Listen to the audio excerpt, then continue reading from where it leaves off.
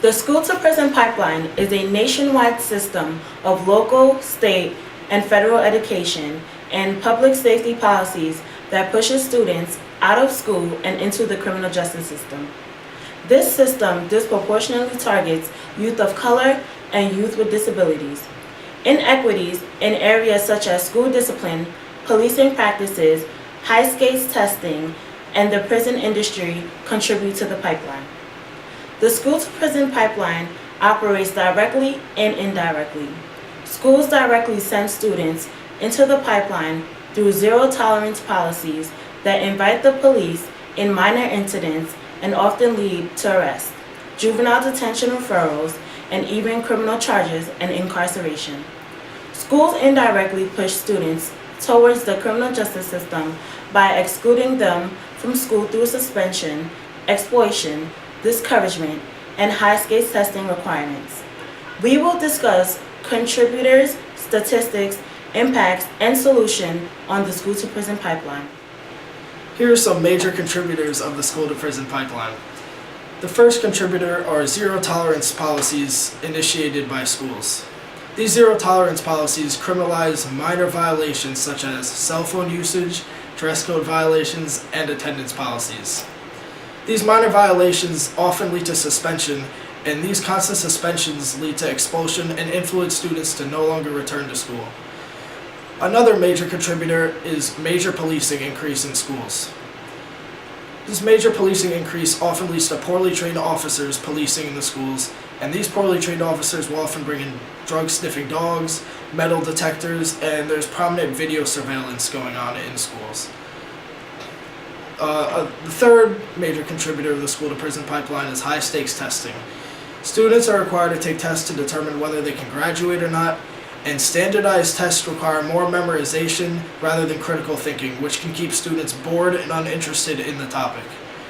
And lastly, the final major contributor to the school-to-prison pipeline is the institutional similarities of schools and prisons. An example of this is the division of good and bad kids.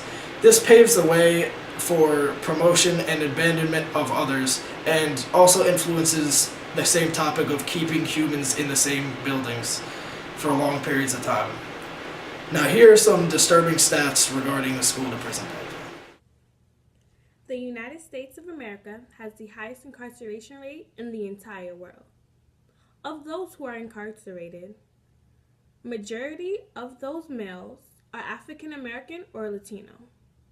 According to statistics, 1 out of 3 African American males will be incarcerated within his lifetime. 1 out of 6 Latino males will be incarcerated within his lifetime. 40% of the students who are expelled in the United States of America each year consist of mainly African American and Latino males.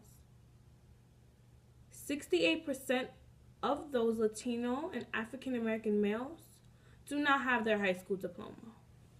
There are many negative impacts of the school-to-prison pipeline. For one, policies used by the pipeline lead to higher rates of suspension and expulsion, especially in minority groups such as African Americans, Latinos, and students with disabilities.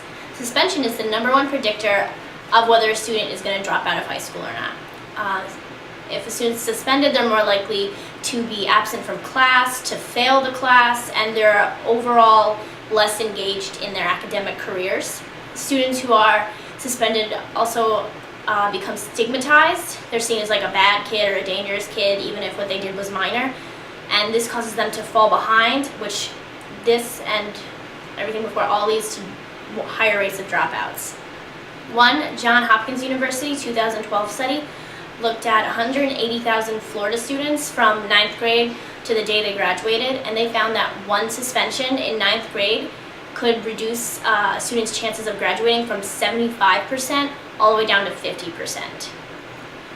Many of the students who do drop out of school have nowhere to go but return to their negative home environments, where they're more likely to experience poverty, crime, worst case scenario, some sort of abuse, and this leads to that student then becoming more likely to participate in some sort of crime or anything like that. A lot of the policies give cops a lot of free rein so that they can arrest kids, and especially when you get into the later years of high school, some of these students can be tried as adults. One study found that 250,000 youths were tried as adults and like every year in the United States. And this could give kids a record, which could hurt later job prospects, college prospects, such as whether or not they get a scholarship or anything like that. So as a result, they could more likely to turn to crime or something like that. The school to prison pipeline creates unequal education opportunities, and it puts disadvantaged groups at a further disadvantage. The Department of Education Civil Rights collected data from 2011 to 2012, and they found that disparities in suspension and expulsions were not explained by more frequent act-outs or more serious act-outs. So, in other words, the fact that more African American students are being suspended or expelled as opposed to more white students isn't caused by the fact that African American students are more likely to act out or acting out more aggressively. Like, that's not true. It's just the fact that those students are being suspended or expelled more. But we have some good news. There are some possible solutions for the future. Here are some possible solutions to end the school to prison pipeline. The first would be to rely less on police and put limits on what police can do in schools. The police in schools has led to ordinary behavioral issues becoming criminalized. Another solution would be to train teachers to use positive behavioral supports. The next solution would be to create more mentorship programs in schools. These mentorship programs can give at-risk youth role models to look up to. These role models can encourage kids to stay in school and accomplish their goals. Another solution is to rely on restorative justice and community building instead of criminalization.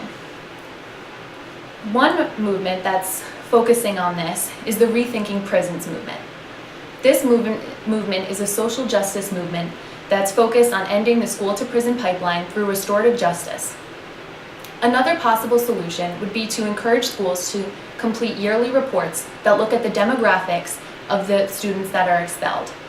This will make schools accountable for the racial oppression that's going on in schools. The statistics we looked at today are disturbing, but the good news is we can end the school to prison pipeline. The first step in doing this is understanding that the school to prison pipeline is rooted in deep social and economic inequalities. We, as the public, have to push for a change in how schools and the criminal justice system treat our at-risk youth.